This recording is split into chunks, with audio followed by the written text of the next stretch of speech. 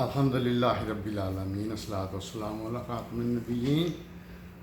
دوستو السلام علیکم، میرا نام ڈاکٹر ابو عبداللہ ہے اور میں محقق ہوں، ریسرچر ہوں قرآن سنت کا۔ یہ ایک سوال آیا ہے کہ اہل بیت کا کیا مقام ہے دین اسلام میں۔ دوستو میں اس قسم کے سوال اوائڈ کرتا ہوں، اس لیے کہ ہم مسلمان اتنے طبقوں فرقوں میں بٹ چکے ہیں اور اتنے جذباتی ہیں، ایموشنل ہیں کہ جس کی انتہا نہیں، مرنے مارنے پہ تل جاتے ہیں۔ یہ کئی دفعہ سوال پہلے مجھ سے پوچھا گیا، حالانکہ میں نے شیعہ کے اوپر کئی ویڈیوز ریکارڈ کروائی ہوئی ہیں جو خالصتاً میری تحقیق ہے، ریسرچ ہے، اور جیسا کہ میں نے ہمیشہ بتایا ہے کہ میرا کسی گروپ، فرقے، تنظیم سے تعلق نہیں ہے، میں خالصتاً قرآن سننا، اللہ اور اللہ کے رسول کی بات کرتا ہوں۔ کمنگ ٹو دا کویشچن، چند باتیں سمجھ لیں۔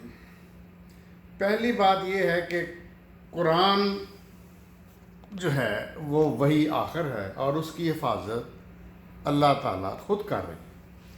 اِنَّا نَحْنُ نَزَّلْنَا الذِّكْرَ وَإِنَّا لَهُ لَحَافِظُونَ، ہم نے اس کو نازل کیا اور ہم ہی اس کی حفاظت کر رہے ہیں اور کرتے رہیں گے قیامت تک۔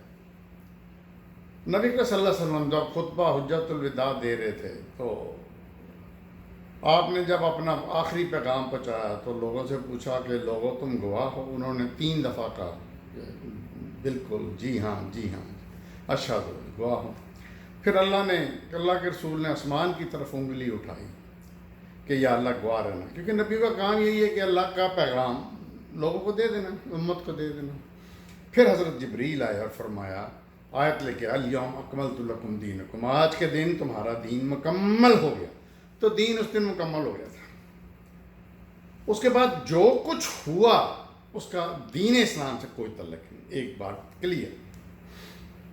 دوسری بات کہ قرآن اور سننا کے علاوہ جو باقی چیزیں ہیں وہ دین نہیں ہے، وہ تاریخ ہے، ہسٹری ہے، اس کو ہم ہسٹری کہہ سکتے ہیں۔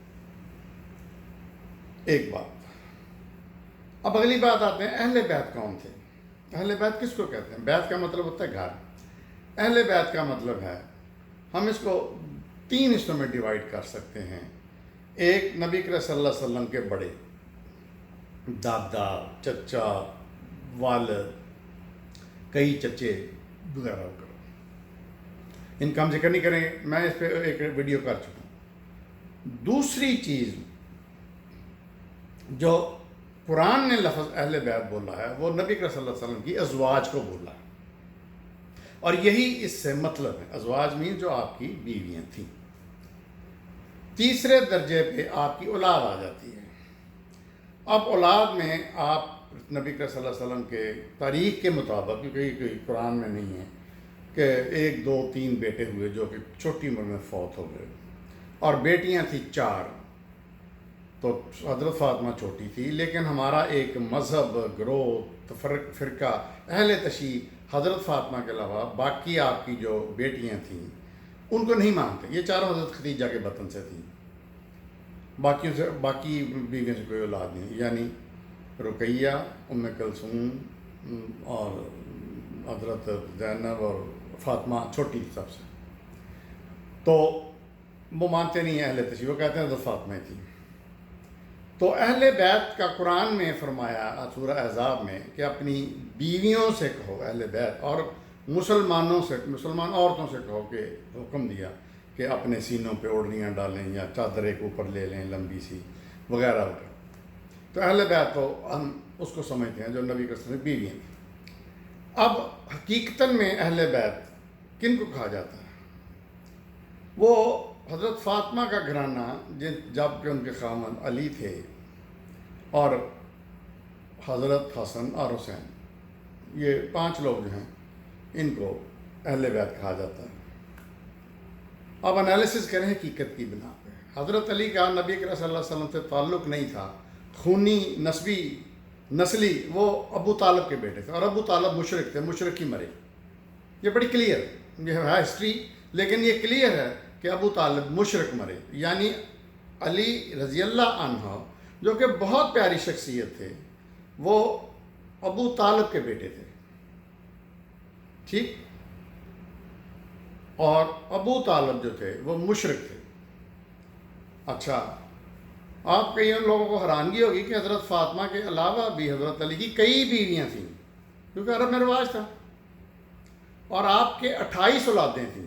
ہم حسن حسین کو جانتے ہیں رضی اللہ عنہ، لیکن آپ کی 28 اولادیں تھیں جو ہسٹری میں منقوز ہیں۔ تو آپ سمجھ سکتے ہیں کہ یہ جو اہل بیت کا غلغلہ ہے، اس کا مطلب مقصد کیا ہے، کیوں ہے، اور مجھے ایک بات سمجھ میں نہیں آتی کہ اہل بیت سے اتنی محبت کا کس نے کہا، کیسے کہا؟ یہ جتنی باتیں ہیں یہ روایات ہیں اور یہ غلط ہیں۔ اہل بیت تو اول وہ ہیں ہی نہیں 5 لوگ، مطلب نبی کے صلی نکال کے 4 لوگ، حضرت علی، فاطمہ اور حسن حسین، اب وہ تو یہ ہے ہی نہیں۔ آپ کا تو بہت بڑا اہل بیت تھا، گھرانہ تھا بیت۔ تو اب اسے محبت کا کیوں اتنا کہا جاتا؟ اور میں حیران ہوں ان لوگوں پہ، ان مطلب جو اہل تشیع ہیں، کہ وہ اتنی اندھا دھند محبت کیوں کرتے ہیں؟ جب حضرت علی کو مولا کہا جاتا ہے، کسی اور صحابی کو مولا نہیں کہا جاتا، حضرت حسین رضی اللہ عنہ کو بھی مولا کہا جاتا ہے، کیوں؟ مولا تو اللہ کا نام ہے قرآن کی روح سے، تو ان کو مولا کیوں کہا جاتا ہے؟ سنی لوگ بھی پتہ نہیں کس کے ڈر سے یا کس کی مطلب خوف سے یا کس کے مسلط کے تحت حضرت علی کو مولا کہہ دیتے ہیں۔ دوسرا ایک اور چیز، کئی پیغمبروں کے نام ہم دیکھتے ہیں کہ علیہ السلام لکھا ہوتا ہے، نوح علیہ السلام، ابراہیم علیہ السلام۔ حضرت علی رضی اللہ عنہ، جو ان کو رضی اللہ عنہ کہنا ہے چاہیے، ان کے نام کے آگے بھی علیہ السلام، حسین کے آگے بھی علیہ السلام۔ تو دوستو، یہ اہل بیت جو ہیں یہ نہیں ہیں۔ پہلی ٹیکنیکل بات یہ ہے کہ یہ اہل بیت 4 لوگ نہیں ہیں۔ تو اب ان کے مقام کی بات کرتے ہیں۔ بات یہ ہے کہ نبی کریم صلی اللہ علیہ وسلم کی بعثت سے پہلے عرب کے جو حجاز کے لوگ تھے وہ بہت ہی زیادہ بٹے ہوئے تھے، اس کو عصبی کہتے ہیں، یا مطلب مختلف گروہوں میں بٹے ہوئے تھے، اور ان میں جنگیں ہوتی رہتی تھیں، یہ لوگ لڑتے مرتے رہتے تھے، ٹھیک۔ اچھا، اب ایک کردار، ایک فیملی کا ذکر کرنے لگا ہوں، ابو سفیان۔ یہ صاحب ساری عمر بڑھاپے تک مسلمانوں کے خلاف لڑتے رہے۔ جنگ احد میں انہوں نے لیڈ کیا، سربراہ سپہ سالار تھے، پھر جنگ خندق میں یہ تھے، پھر اور انہوں نے کئی بڑی بدتمیزیاں نبی کریم صلی اللہ علیہ وسلم سے کی، خطوط لکھے۔ حالانکہ ان کی ایک بیٹی جو تھی، حبیبہ شاید ان کا نام تھا، وہ حضور صلی اللہ علیہ وسلم کی نکاح میں تھی۔ اچھا، تو یہ صاحب سب سے بڑے طاقتور قریش کے سردار تھے۔ قریش کی سرداریاں 2 قسم کی تھیں، ایک تو تھے ابو جہل، جس کا اصل نام ابو الحکم تھا، اور یہ جو تھے امیہ بن خلف، اور پھر یہ ابو سفیان سب سے بڑے تھے، یہ بہت بڑے تاجر تھے، بہت رئیس آدمی تھے۔ دوسری طرف ایک سرداری تھی حضرت ابو طالب جیسے لوگوں کی، جو کہ غریب لوگ تھے لیکن معزز لوگ تھے۔ اچھا، اب ابو سفیان وہ صاحب تھے، وہ شخص تھے، وہ جنہوں نے آخری عمر سے مراد یہ ہے کہ جب فتح مکہ ہو گیا تو یہ اس وقت اسلام لائے، اور اس وقت اسلام لا کے انہوں نے احسان کیا۔ اور ان کے بہترین دوست جو نبی کریم صلی اللہ علیہ وسلم کے چچا تھے، جن کا نام عباس تھا، وہ بھی آخری عمر میں عباس اسلام لائے۔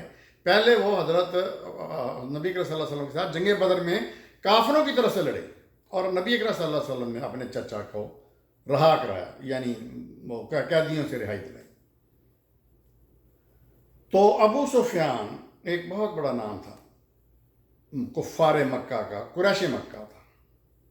لوگ مجھ سے بات کرتے ہیں کہ آپ کربلا کے واقعے کے بارے میں بتاتے نہیں ہیں۔ میں نے کہا کربلا میں کچھ ہے ہی نہیں، بتاؤں کیا؟ ایک بہت بہت ظلم ہوا چند انسانوں پہ، ان میں کچھ نبی کریم صلی اللہ علیہ وسلم کے گھرانے کے بھی لوگ تھے، اس میں کیا بتاؤں بھائی؟ 3 دن تک تو کوئی اس واقعے کا عینی شاہد نہیں ہے کربلا کا۔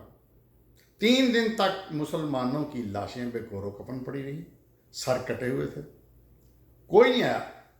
ابن زیاد کی فوج وہ قتل و غارت کر کے واپس چلی گئی، 3 दिन ये पड़े रहे लाशें। फिर बनु साद या बनु असद की कुछ औरतों गुजरी, उन्होंने देखा, उन्होंने अपने वो कबीले वालों को कहा और उन्होंने आके वो सर कटी लाशें दफनाई। तो कोई ऐनी शहादत है ही नहीं। मुख्तलिफ तारीखों में ये चीज़ मुबालगे के साथ बहुत ही ज़्यादा आई है, बहुत ही ज़्यादा आई है।